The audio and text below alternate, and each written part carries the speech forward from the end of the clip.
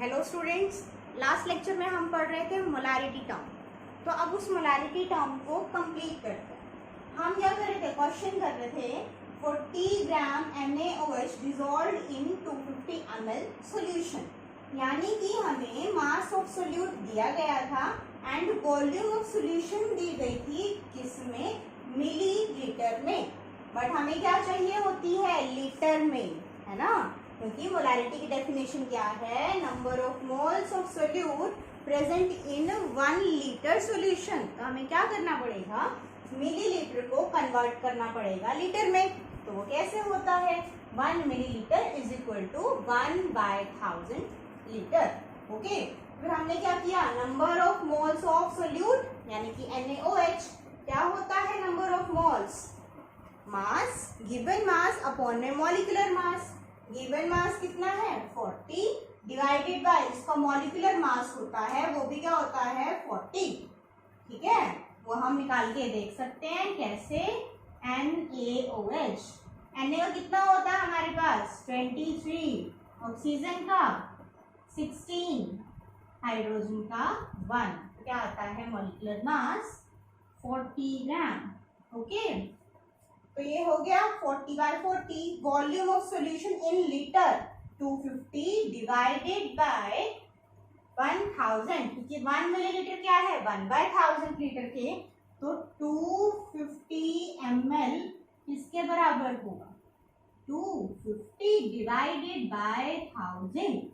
ठीक है, हमने क्या किया 250 डिवाइडेड बाय 1000 यानी कि ऐसे 1000 क्या हो जाएगा, ऊपर चला जाएगा, है ना। यहां से वैल्यू आई हमारे पास 4, यानी कि क्या आया 4 मोलर सॉल्यूशन। ओके, तो यहां तक हमारा हो गया था। अब आगे देखो मोलारिटी का कॉन्सेप्ट क्या है। अगर हमें बोल दिया जाए molarity on dilution, molarity on dilution, dilution क्या होता है, डाइल्यूशन तब होता है कि जब हम उसमें जो है बहुत सारा वाटर ऐड करते हैं, water in a very large amount. Okay, तो हमारे पास क्या हो जाता है, सॉल्यूशन डाइल्यूट। ठीक है, तो अगर हम क्या कर दें, कोई सॉल्यूशन है हमारे पास, उसमें वाटर ऐड कर दें, काफी सारा वाटर ऐड कर दें, तो क्या हो जाएगा, डाइल्यूट सॉल्यूशन बन जाएगा। तब हमसे पूछ रहे हैं कि तब मोलारिटी क्या होगी। ठीक है, तो अब देखते हैं कैसे निकालेंगे इसको। जैसे कि हमारे पास एक बीकर, ठीक है, यहाँ पर हमारे पास कोई सॉल्यूशन है जिसकी मोलारिटी क्या है M1, ठीक है, और इसकी वॉल्यूम क्या है V1। ओके, अब हमने क्या किया, इसमें वाटर ऐड कर दिया। ठीक है, तो अब क्या हो जाएगा, एक चीज देखो, जब हम इसमें वाटर ऐड करेंगे तो सॉल्यूशन डाइल्यूट हो जाएगा, और अब वॉल्यूम पे क्या इम्पैक्ट पड़ेगा, जितनी वॉल्यूम यहाँ थी यहाँ से वो क्या हो जाएगा, बहुत ही ज्यादा हो जाएगी, है ना। वॉल्यूम क्या होगी, इंक्रीज होगी, क्योंकि हमने उसमें क्या किया, वाटर ऐड कर दिया, तो क्या हो जाएगी, वॉल्यूम क्या हो जाएगी, इंक्रीज हो जाएगी। तो देखो वाटर ऐड करने के बाद, वाटर ऐड करने के बाद हमारे पास क्या हो जाएगी, इसकी वॉल्यूम V1 तो नहीं रहेगी, कुछ चेंज हो जाएगी, चेंज भी क्या होगी, बढ़ जाएगी, है ना, क्योंकि हमने इसमें कुछ ऐड किया है, कोई सॉल्वेंट ऐड किया है, तो इससे क्या हो जाएगी, वॉल्यूम बढ़ जाएगी, यानी कि V2 is greater than V1 upon dilution, upon dilution. Okay, अब मोलारिटी की बात करते हैं। देखो मोलारिटी की डेफिनेशन क्या थी, number of moles of solute in 1 litre of solution. ठीक है, कि हमारे पास एक वॉल्यूम है, 1 लीटर वॉल्यूम है, उसमें नंबर ऑफ मोल्स थे। अब एक चीज बताओ, वॉल्यूम बढ़ गई, वॉल्यूम बढ़ गई तो जो नंबर ऑफ मोल्स पर यूनिट वॉल्यूम होंगे वो क्या होंगे, कम हो जाएंगे ना, क्योंकि पहले तो जो नंबर ऑफ मोल्स है, क्योंकि सोल्यूट तो कोई भी डाला ही नहीं इसमें, सोल्यूट तो कोई भी डाला ही नहीं, तो यानी कि नंबर ऑफ मोल्स यहां पर और नंबर ऑफ मोल्स टोटल यहां पर क्या होंगे, सेम ही होंगे ना, क्योंकि हमने यहाँ पर कोई भी सोल्यूट नहीं डाला। Number of moles of solute यहाँ भी सेम थे, number of moles of solute यहाँ भी सेम है ना। लेकिन यहाँ पर वॉल्यूम क्या थी, V1 कम थी, डाइल्यूशन पे क्या हुआ, वॉल्यूम बढ़ गई। तो नंबर ऑफ मोल्स पर यूनिट वॉल्यूम, क्योंकि पहले क्या था, mole number of moles of solute present थे लेकिन एक वॉल्यूम में प्रेजेंट थे, अब क्या वो उतने ही number of moles of solute ज्यादा वॉल्यूम में प्रेजेंट है ना।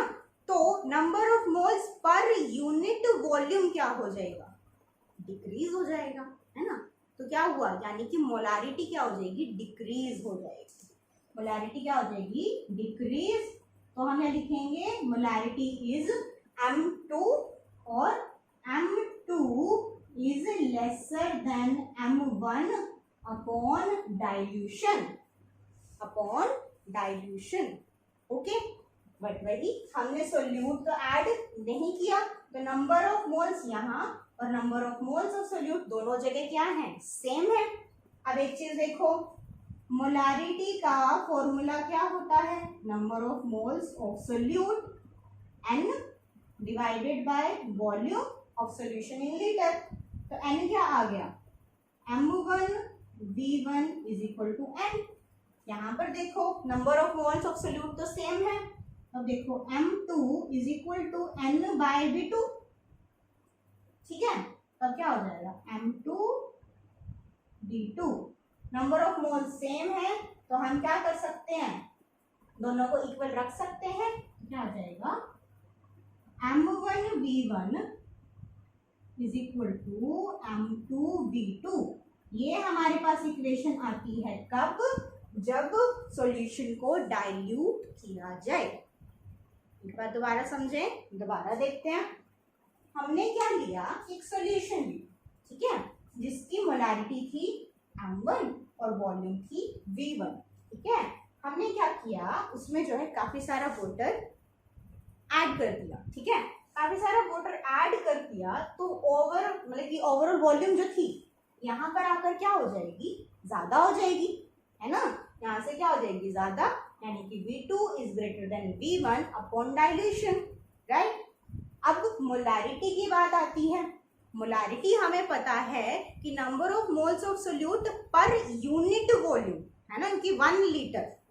तो क्या हो जाएगा, जो सोल्यूट के आयंस हमारे पास पहले एक वॉल्यूम में प्रेजेंट थे, अब वो ही ज्यादा वाली वॉल्यूम में प्रेजेंट है, तो वो पर यूनिट वॉल्यूम, वैसे तो क्या है, overall number of solute same है, but number of moles of solute पर यूनिट वॉल्यूम तो क्या हो गई, डिक्रीज हो गई ना। तो इसकी मोलारिटी क्या होगी, डिक्रीज होके आएगी, तो उसको हमने नाम दिया M2। M2 क्या होगा, is lesser than M1 upon dilution.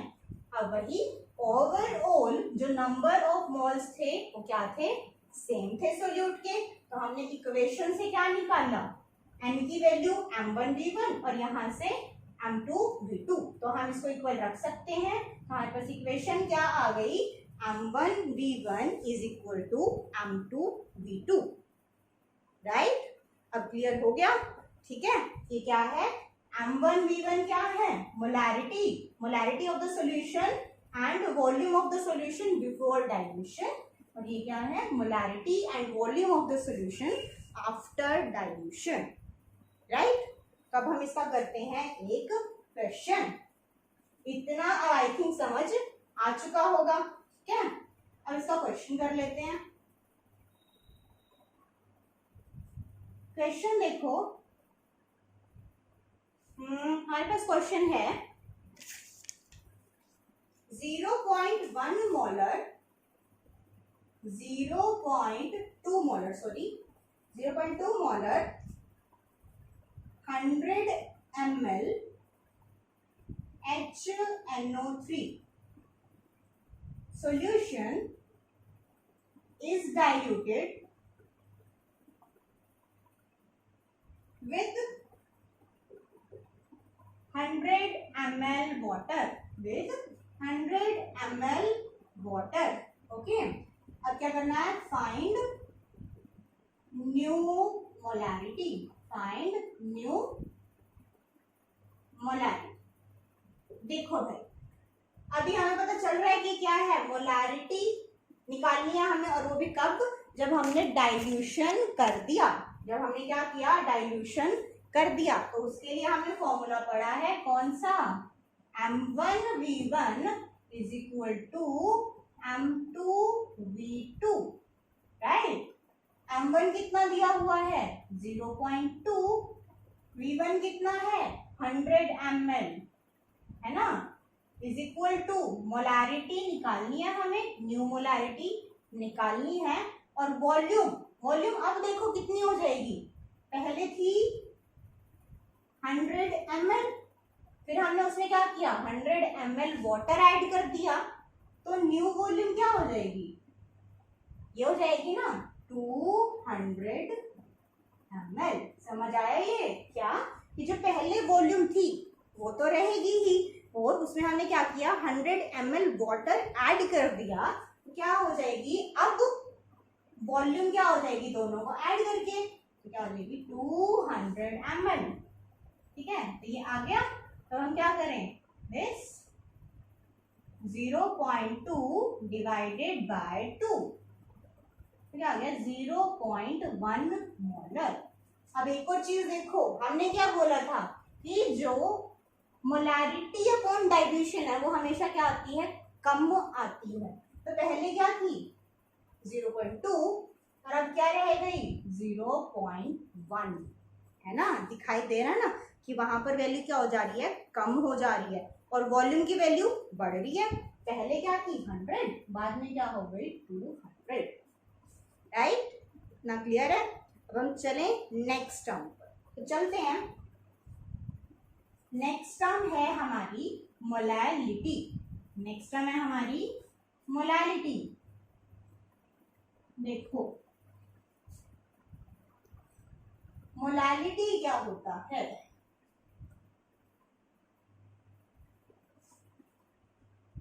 Molality, molality को जो हम सिंबल देते हैं वो है स्मॉल m, मोलैरिटी को देते थे हम कैपिटल M, मोलैलिटी को हम देते हैं स्मॉल m। ठीक है, अब देखो साथ साथ इसका डिफरेंस देखते जाए। इसकी डेफिनेशन क्या होती है, number of moles of solute, number of moles of solute, यहां तक सेम है, प्रेजेंट इन, यहाँ पे डिजोल्व इन, ठीक है, डिजोल्व इन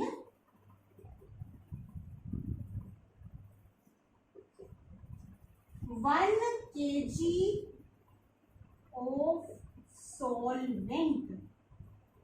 देखो डिफरेंस, क्या मोलैरिटी में क्या होता था, number of moles of solute present in 1 litre of solution, वहां बात की जाती थी सॉल्यूशन की, यहाँ बात की जाती है सॉल्वेंट की, और वहां क्या था 1 लीटर ऑफ सॉल्यूशन, यानी कि वहां पर वॉल्यूम की बात की जाती थी, यहाँ पर क्या है केजी, यहाँ पर क्या बात की जाती है मास की।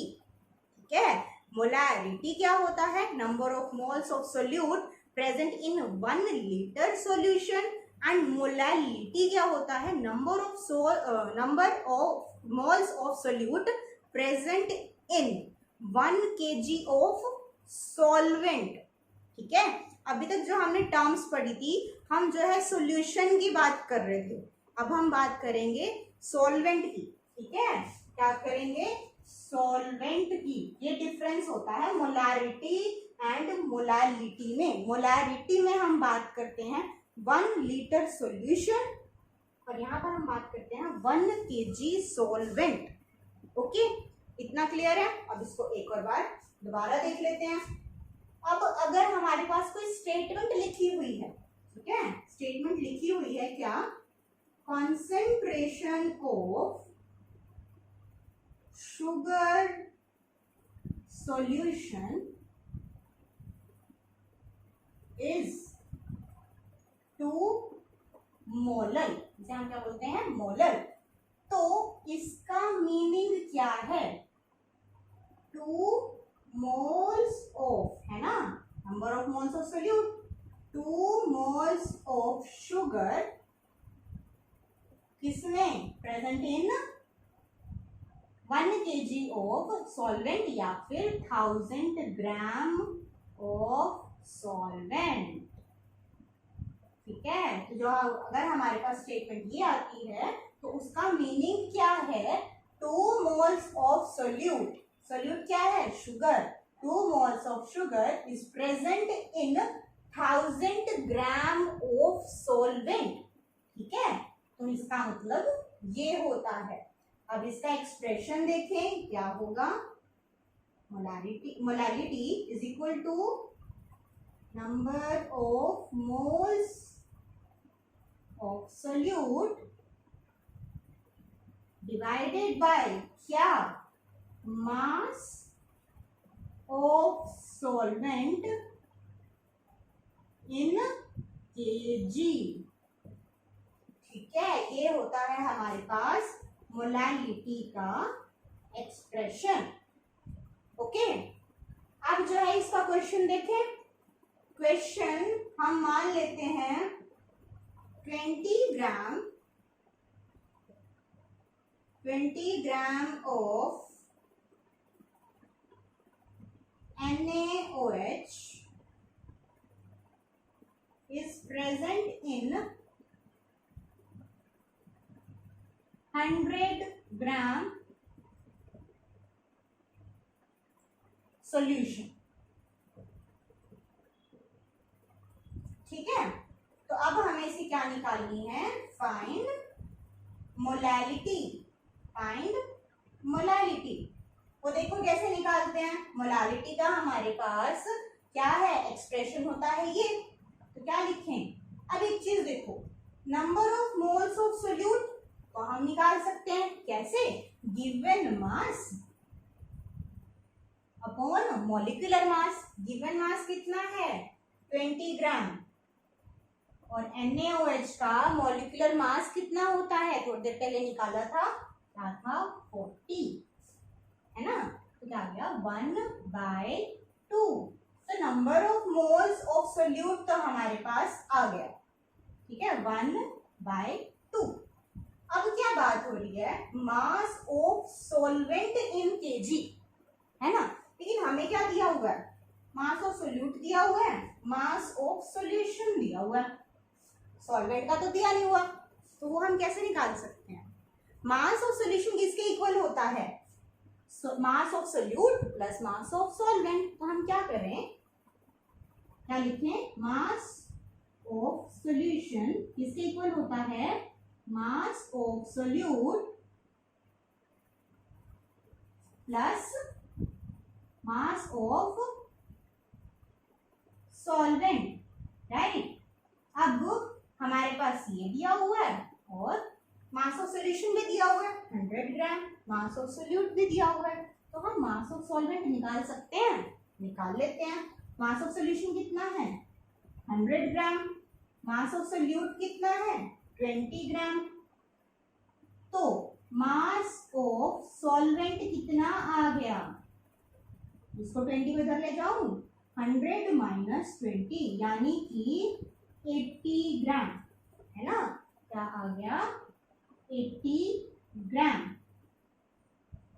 तो मास ऑफ सॉल्वेंट आ गया हमारे पास 80 ग्राम, और वो क्या है, केजी में, तो हमें क्या करना पड़ेगा, वही कन्वर्ट। कन्वर्ट कैसे करते हैं, 1 kg इज इक्वल टू 1000 ग्राम, 1 ग्राम किसके इक्वल हो जाएगा फिर, 1/1000 kg। और हमें किसके लिए देखना है, 80 के लिए, हम क्या करेंगे, 80 के लिए क्या हो जाएगा, 80/1000 kg, है ना, तो हम क्या करते हैं, 80/1000। तो अब हम क्या करें, ऊपर ले जाएं, तो क्या आ जाएगा, 1/2 इंटू 80 मल्टीप्लाई बाय 1000। ठीक है, तो फिर क्या हो जाएगा, दिस 100 अपॉन में 16, क्या हो गया, 4 पे, तो क्या आ जाएगा 6.2 मोलर। 6.2 मोलर इस जो है सॉल्यूशन की मोलालिटी निकल गई। तो मोलालिटी हम इस तरीके से निकालते हैं। क्या होती है इसकी definition? Number of moles of solute present in 1 kg of solvent.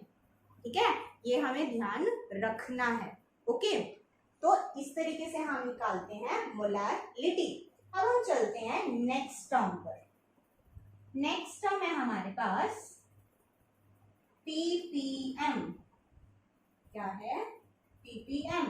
ppm क्या होता है? पार्ट्स पर मिलियन। ppm क्या होता है? पार्ट्स पर मिलियन। देखो,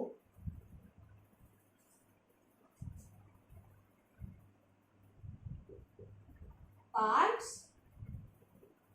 पर मिलियन। मिलियन में कितना होता है? 10⁶, यानी कि 1 मिलियन क्या हुआ? पर मिलियन 10⁶ पार्ट्स। ठीक है, तो अगर हमें दिया गया है 2 ppm sugar present in solution, ठीक है, तो यहां पर हमें क्या पता चलता है? यानी कि 2 पार्ट प्रेजेंट है कितने में? 10⁶ में, है ना। तो अब हम क्या लिख सकते हैं इसको? 2 gram of sugar is present in 10⁶ gram of solution. ठीक है, क्या है? पार्ट्स पर मिलियन। क्या होगा कि कोई जो भी हमें दिया गया होगा उतने पार्ट प्रेजेंट हैं 10⁶ पार्ट्स में, जो कि क्या होती है? बहुत ज्यादा वैल्यू होती है। कितनी? 1 2 3 4 5 6 इतने ग्राम्स। ठीक है, 2 ग्राम शुगर प्रेजेंट है इतने ग्राम में। तो अब एक चीज हमें क्या पता चल रही है कि ये तो बहुत छोटी अमाउंट है, सॉल्यूशन भी तो बहुत ज्यादा है। तो ये क्या होती है? बहुत ही ज्यादा स्मॉल कॉन्सेंट्रेशन टर्म है ये। ठीक है, बहुत ही ज्यादा क्या है ये? Very small concentration term. तो ये होता है हमारे पास पार्ट्स पर मिलियन। कभी कभी आपके पास न्यूमेरिकल में लिखा हुआ आ जाता है ppm, तो उसका मतलब क्या होता है? ये जैसे कि किसी न्यूमेरिकल में आपके पास ये लिखा हुआ आ गया, तो हमें क्या पता चल जाएगा? 2 gram of sugar is present in 10⁶ gram of solution. तो यहां से क्या पता चल गया? मास ऑफ सोल्यूट पता चल गया एंड मास ऑफ सॉल्यूशन पता चल गया। ठीक है, अब बचती है हमारे पास लास्ट टर्म, वो होती है पार्ट्स पर बिलियन। ppb, पार्ट्स पर बिलियन। पार्ट्स पर बिलियन में देखो क्या होता है? बिलियन में कितने होते हैं? 10⁹ पार्ट्स। ओके, अगर मैं बोल दूं 2 ppb sugar present in solution, तो यानी कि क्या होगा? 2 gram sugar is present in 10⁹ gram of solution. Okay, तो अब मास ऑफ सोल्यूट क्या है? 2 ग्राम, और मास ऑफ सॉल्यूशन क्या है? 10⁹ ग्राम। तो ये कॉन्सेंट्रेशन टर्म ppm से भी छोटी हो गई। ठीक है, तो न्यूमेरिकल्स में आपके पास ये लिखा हुआ आ सकता है ppm और ppb, तो हमें इनका मीनिंग पता होना चाहिए। ओके, तो नेक्स्ट लेक्चर में हम करेंगे इन कॉन्सेंट्रेशन टर्म से रिलेटेड कुछ अच्छे क्वेश्चंस। ओके, तो मिलते हैं नेक्स्ट लेक्चर में।